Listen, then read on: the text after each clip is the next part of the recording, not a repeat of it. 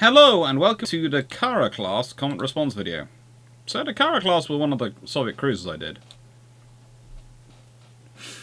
And honestly, it was some of the comments on this video, which is why I, to an extent, put away comment response videos for a while, because it's working out how I would approach them. And that's a sincere thing, because you get comments, you get feedback. Sometimes people give you good ideas, sometimes people give you bad ideas, sometimes people say positive things, sometimes people say negative things. But it's a foolish person who doesn't listen and doesn't consider it. And so I considered it. And now it's about time to do a comment response. Stephen Cross. Seawolf, no Sea Sparrow? Yes, for SAN-8, the SAN-3 was a long-range salmon, would be your Tada Sea Slug analog, and the Gecko is the Sea Sparrow, short-range defense middle. My response to that was, honestly, I wouldn't really describe it as either. As said, others have said this a lot within my hearing, and considering I'm British, they were mostly British, they're probably just using Seawolf as a touchstone because of familiarity. This is something to consider when I am making the points and I'm discussing things. I am British. I know it may come as a shock to some people. They might not have realised it. And by the way, heads up now, I am going to be full sarcastic Brit in this video, probably for most of it, and you will find out why when it comes to a comment. Now then, Jonathan Strongfront, they are called by the Soviet Navy the Wasp or Ossa class.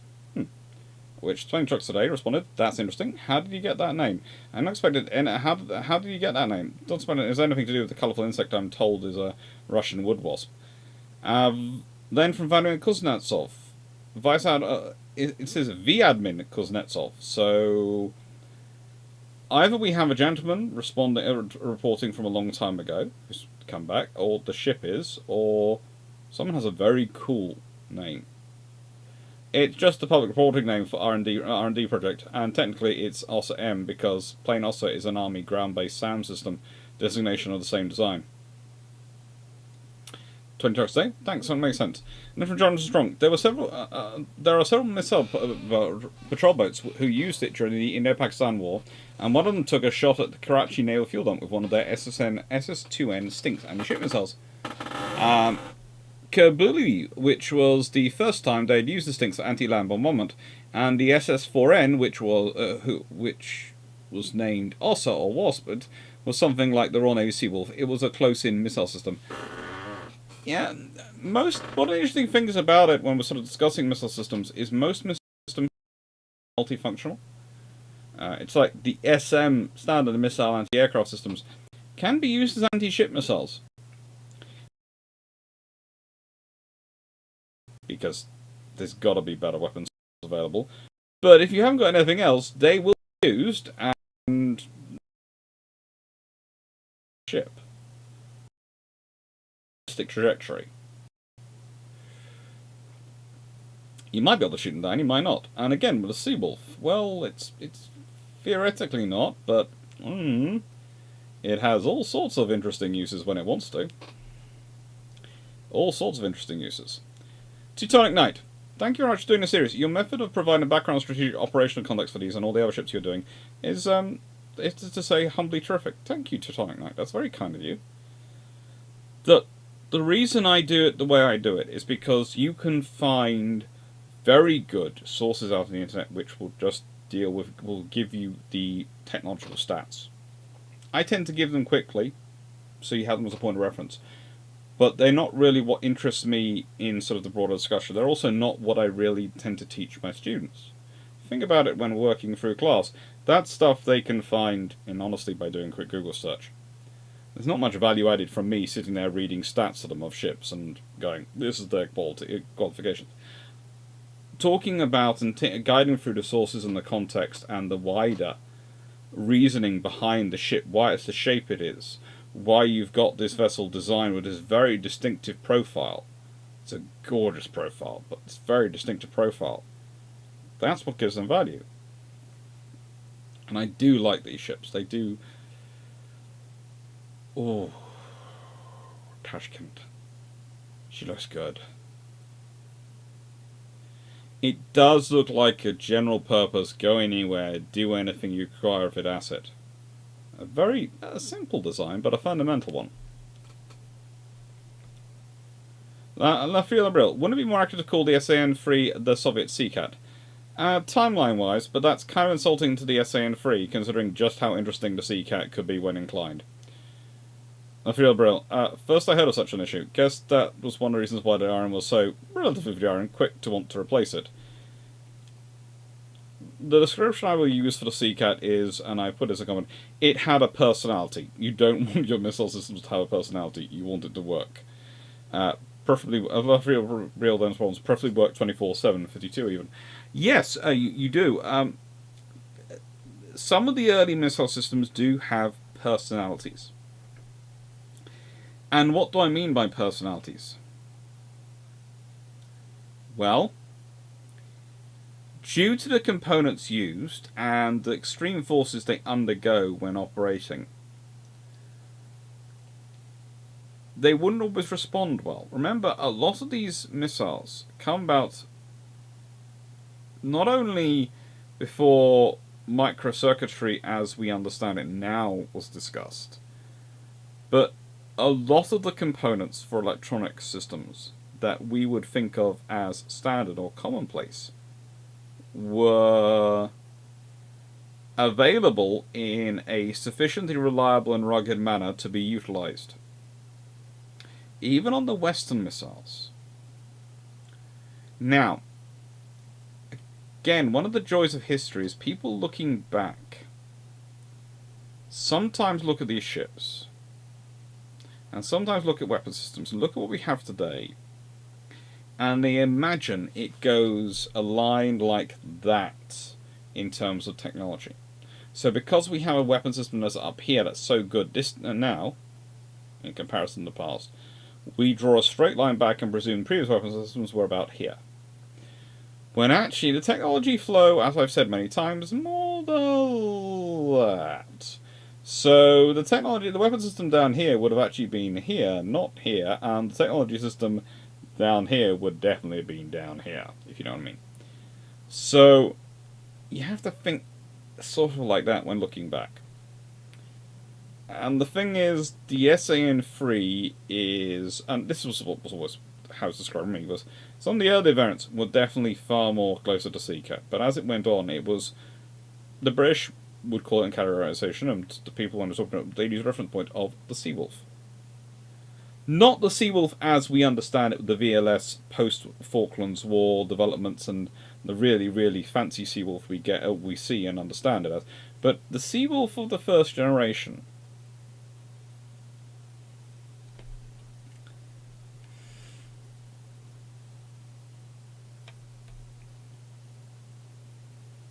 I fear, bro. Also, ouch to the comment about referring the Blackburn to the Forger. That having said, I'm sure we can both safely agree the X-30 at least beats the Blackburn in the aesthetics department. Not that that's exactly high praise.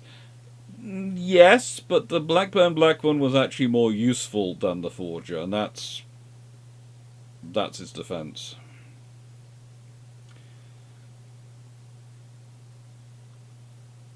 I feel very sad as such a power class finally sent to be used as a block ship. Yes, the Cara class, as you've seen this picture here, being used as a block ship. Now, the thing is, they just grew too expensive and too difficult to keep going for the modern Russian armed forces. But it is a shame, and if that line had been properly continued on, you would have to, well, if you actually look at it and you consider it, the idea of producing a very balanced ship did continue on, it's just moved into their missile frigates. And their modern frigate designs really do, in my mind, owe a lot to the balance achieved in the Cara class as a genesis for it. Now, CF. By God, man, you sure like hearing yourself talk. I get paid to do it, so yes, I do. And yet, somehow, you manage to be less cognate and informative than Laserpig on a bender. I've never watched Laserpig, or if I have, I can't remember it, so I have no firm reference for that one. But on a bender? I'm presuming that means means drinking alcohol, which again is something I don't do. But it could have been, of course, Futurama, and he could have been. It could be a character from Futurama, although I haven't seen him in Futurama. Do you know character Benders in Futurama? Not sure. I'm 40 minutes in this video, and I'm not certain if I've learned anything of value whatsoever. But you're 40 minutes into a video. It's only 56 minutes and 22 seconds long, so if you're 40 minutes into the video, you've obviously been watching it for a while. Thank you. You've seen a couple of adverts. Thank you for that. Perhaps a lesson with Drac on what constitutes an appropriate dosage of smug Britishness? I shall provide a hint. The less you use it, the more effective it is. I'm sorry. But the level of smug Britishness you get with me is usually fairly sarcastic and constant. I would also add that working with Drac as often as I do and knowing him as well as I do, he uses it just as much as me. If you're not detecting it, that's you probably need to work on your sarcasm meter. Were I to follow my advice, I could simply have commented, "My dear man, you appear to have oversalted the soup." But that would not have been nearly as self-pleasing. I'm glad it gave you pleasure. For me, whenever I get comments like that, I wonder, shall I read them out, shall I not? How do I deal with that in a polite way? I hope I've dealt with it politely. But them's the breaks. Enough people watch a video. Some people are going to like it, some people are not going to like it. I would say with the smug British thing, though, in all honesty, I'm me. I probably should alter my personality a bit for things to make it more acceptable. That would probably be an easy way to climb whatever viewer numbers and to make myself more acceptable to people, but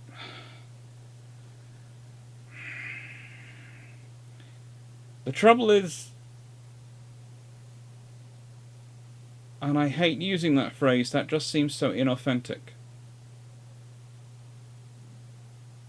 I am very much what you see, what you hear is what you get. If you meet me in real life, and of course I haven't met myself in real life, I'm just there inside myself when meeting other people, I would hope you find I'm exactly the same in real life as I am on a video. Because that's very much what I've always wanted to be. I've always wanted to be exactly the same as I am in front of the class to students as I am talking to students. Treat them with the same respect, act exactly the same way. That seems the way to be. That's me. It's also a lot less effort. Because otherwise you spend your entire time wondering, did I do this wrong or did I do that wrong? And you spend so much time wondering about that, you probably forget to deliver the information. And that seems like a terrible waste of energy and effort.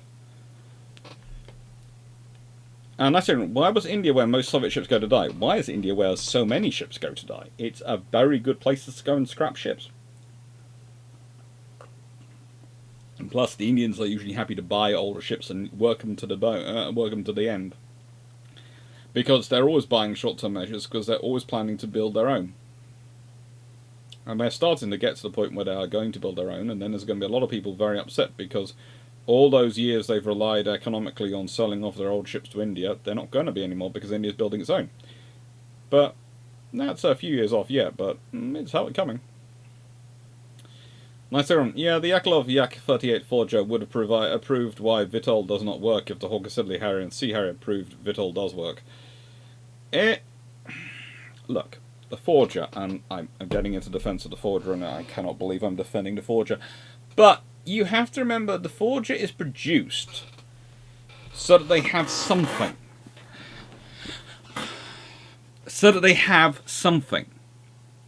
One of the interesting things is you often get this perception from people that Vistol is easier to do than Katabar. It's not. Because if you think about it, on Katabar, the main components you're worrying about whilst you build a plane that's sort of a very rugged and strong airframe, you have to do the same for Vistol because of the land and the way it lands and takes off. But you think about it from Kadabar, that's catapult assisted assisted takeoff, barrier assisted recovery. You are building the things into the ship,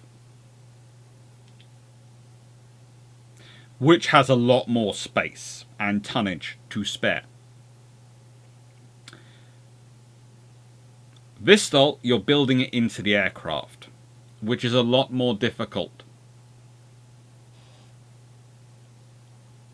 It is. It's because you are constantly fighting against gravity. You're not using the displacement of water to balance against it. You are using the power of its engines, the power of its thrust and its wings. And in the Forger, they were very small wings. To survive, to make it survive. So, the Soviet Union jumped into what was possibly the most difficult proposition. If they'd gone for a proper carrier, they'd have had a far easier task of it, but they didn't. They went for a cruiser Vistol carrier hybrid, and they went for a Vistol aircraft, and they went for a methodology of controlling vertical takeoff and landing, which frankly was only really practical in the F-35s with the application of a huge amount of computing power. An obscene amount of computing power has to go into flying the F-35 compared to what went into flying the Harrier, let alone what was available to fly the Forger. So it's difficult. Anyway, that's my defense of the Forger. It proves Vistol is difficult.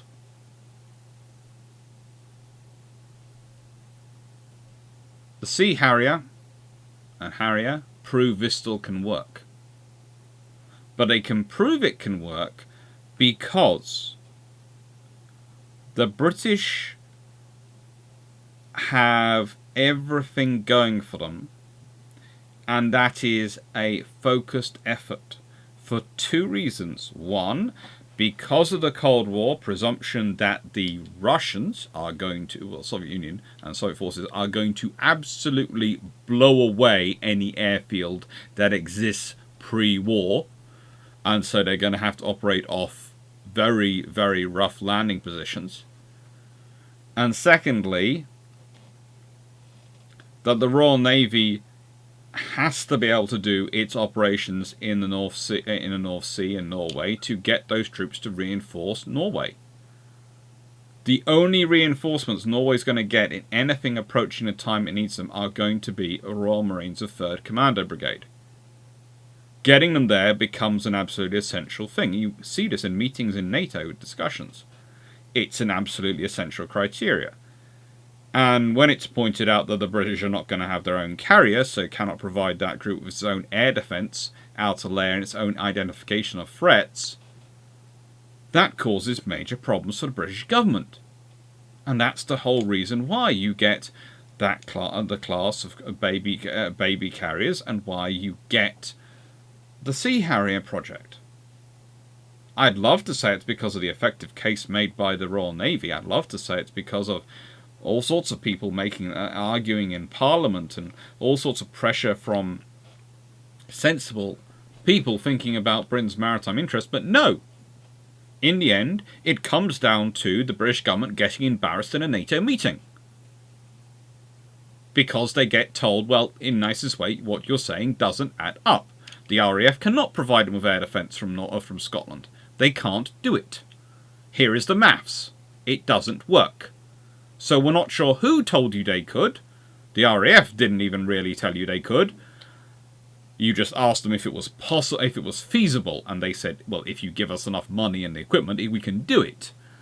You haven't given them the money, you haven't given them the equipment, and you can't really do that even if you do. Governments, if you want to persuade them to do something, embarrass them. It tends to work better than any other option. Anyway, 20 minutes. Thank you very much for watching. Hope you enjoyed, and that was the Cara class comment response.